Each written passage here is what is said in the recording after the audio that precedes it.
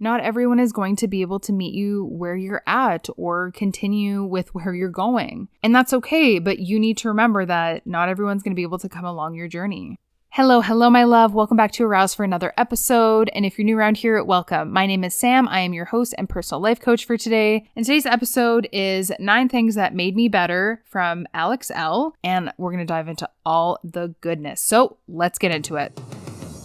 Warning, the following presentation is intended for mature audiences. It includes stigma topics like sex, addictions, mental illness, adult dialogue, and strong language. Viewer discretion is advised. Alrighty then, because who doesn't love Jim Carrey? We are talking 9 things that made my life better. And I saw this on Instagram from Alex Elle. And you can follow her at Alex_Elle. I will leave her information in the show notes. But this graphic that I saw on Instagram really struck out to me, and I had to share it with you because obviously 9 things to make your life better, of course. So, number 1, accepting people for who and where they are in life.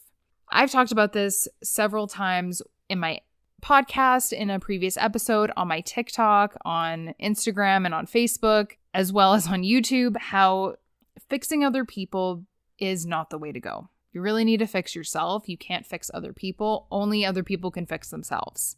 Only you can fix yourself. You cannot fix other people. I've also tried to do that with many of my ex-partners, ex-boyfriends, and it is fucking hell. So really accepting people for who they are and where they are in life is going to help you have more peace for yourself, because then you don't feel the need to try and fix other people or trail yourself behind to meet them where they are so that you and them match, because it's really just going to leave you miserable. Number 2, setting and sticking to your boundaries, not just expecting others to. This one is so important. I have an ebook about creating healthy boundaries in any relationship, in your business.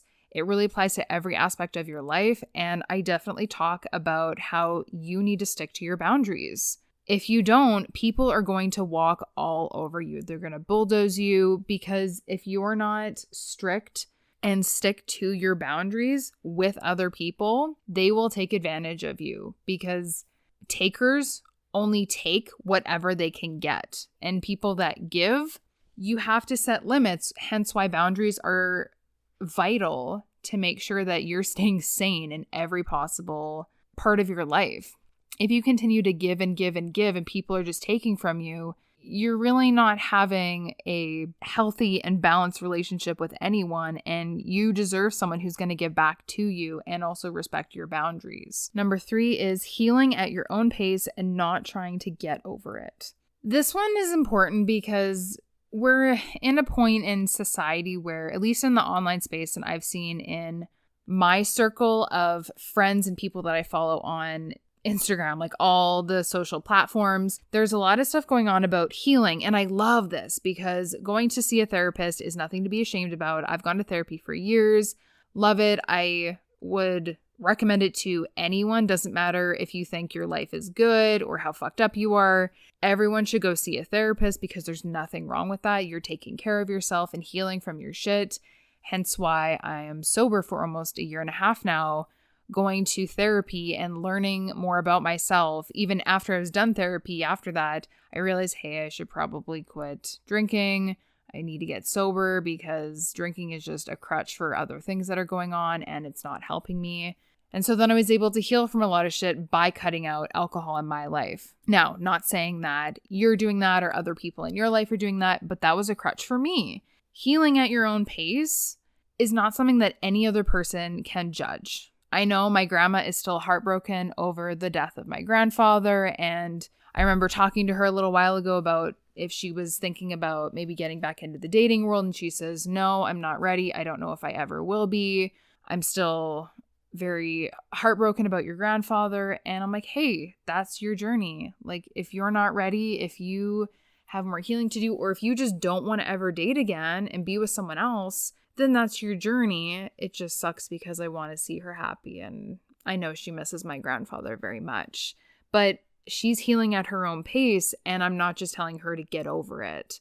So be kind to yourself as well, that even if you feel like, oh, I should be further along in my healing journey, give yourself some space. Give yourself some kindness and compassion, because we're all healing and doing things at our own pace. Allow yourself to take the time that you need. Number 4, accepting that everyone can't meet you where you're at. This one is so important because I remember with one of my exes, I was wanting to start my own online business, and I had a feeling that he was thinking I was going to be out of his league by doing this for myself. He didn't want to meet me at my level where I wanted to build a better future for myself. I wanted to be self-employed, an entrepreneur, build my own freedom, and he didn't want to meet me where I was at.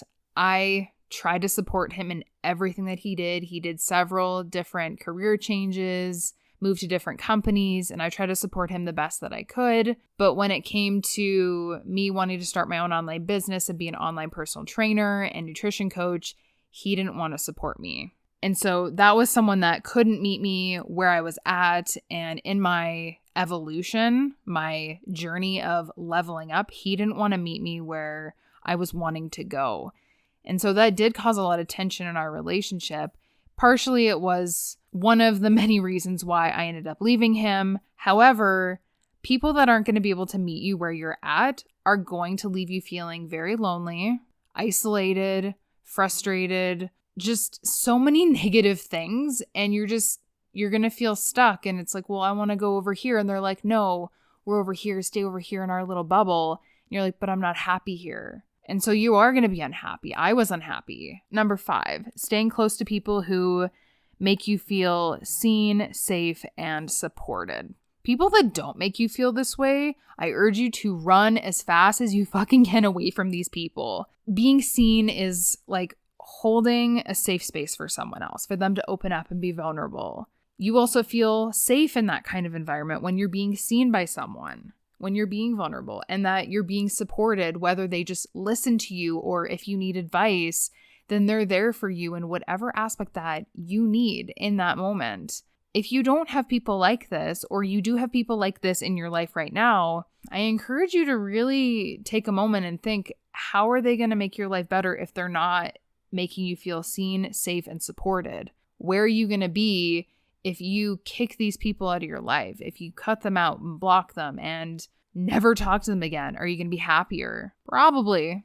Number 6, not forcing friendships and relationships to be something they're not. This one is important. And if you're like me and you had troubles making female friends growing up, because I did, and I don't know why, I never really felt like girls didn't like me. I connected very well with boys and had a lot of boy space friends, male friends when I was growing up. I just got along with them. I was very tomboyish. I love sports, and I was interested in things that a lot of little girls my age weren't. However, growing up, there were several women that were great friends of mine, and we are no longer friends because I couldn't force friendships and these relationships to be something that they weren't.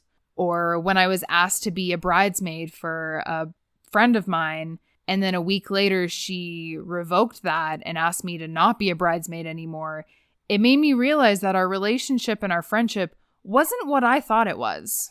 I felt very honored when she asked me. And then a week later, when she asked me to step down as a bridesmaid, I was very confused. And it did make me realize that I was like, okay, so maybe you don't feel about me in the same way that I do about you in our friendship, and that's okay. I just am really no longer friends with this person. And, you know, I wish her nothing but the best. I wish her nothing but happiness in her marriage that's to come. But her and I are no longer friends because of that. I couldn't pretend to be friends with someone that, number one, could do something like that to me, and made me really question my value as a friend to her. If you treat me like that, then, you know, maybe we don't have such a good friendship, and I don't need this. I don't deserve that. Number 7, paying attention to my thoughts and feelings versus ignoring them.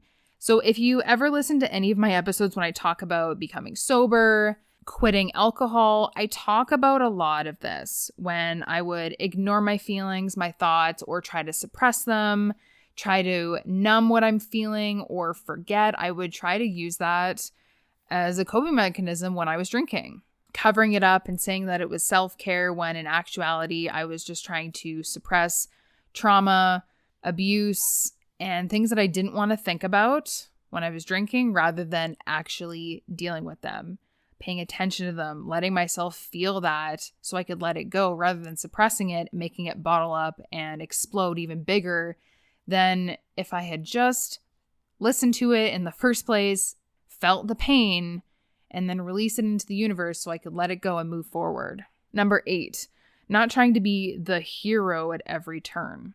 Sometimes it feels good to be the hero, but in actuality, you need to be the hero for yourself. And this is a funny example because I've just been rewatching the first 3 original Spider-Man movies with Tobey Maguire. Those were like my favorites when I was growing up, since Spider-Man is my favorite superhero still to this day.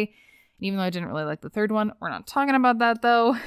The second movie, where he kind of takes a break from being Spider-Man, he was not trying to be the hero at every turn because it was affecting other parts of his life. He was falling behind in school. He wasn't able to show up for Mary Jane or MJ, depending how you know her. He wasn't able to spend time with other people that he cared about. And so he stopped being Spider-Man for a period of time so he could focus on other parts of his life and be Peter Parker. And I love this example so much because it then helped him create a little bit more balance towards the end of the movie. I mean, I would hope that you would see this movie, so spoiler.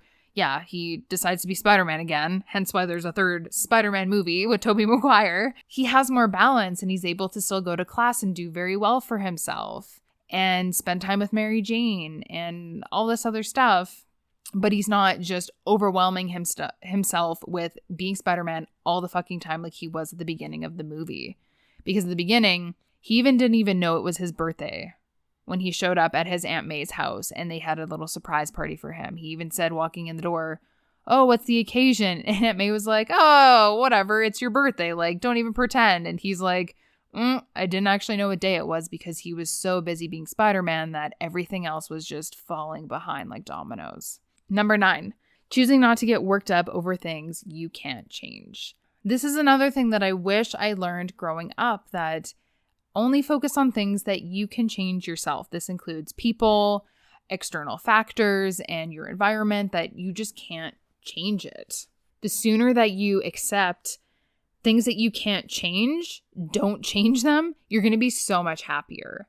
Because every time that someone does something that I may not agree with or they do something to hurt me, I look at it in the sense of, maybe they're projecting some of their own unhealed trauma. That has nothing to do with me. The fact that the Alberta government is now charging for a provincial park pass, like in Kananaskis, to go hiking, which was just implemented this last year. That was a thing that it was like, okay, well, they've implemented that. And yes, I'm sure very, very many Albertans that hike could try and fight it, but at the same time, it's something that may not be able to change regardless, because it is a provincial park pass for provincial parks. There's so many different examples, but only look at the things that you can change yourself. Because the moment that you focus on things that you can change yourself and work on changing yourself, you're going to be so much happier and you're not even going to worry about that shit that you can't change. Or it's just not going to bug you as much because you're focusing on things that you can change for yourself. So those were the 9 things that made my life better from Alex Elle. Like I said, I will leave her Instagram handle in the show notes. What was your favorite one of today's episode? Let me know in the comments. Leave a 5-star rating and review. Let me know on YouTube, wherever you're listening. Tag me on social media. Let me know what was your favorite part. And make sure to subscribe and follow me for more tips and tricks. I love you so much, and I will see you in the next episode.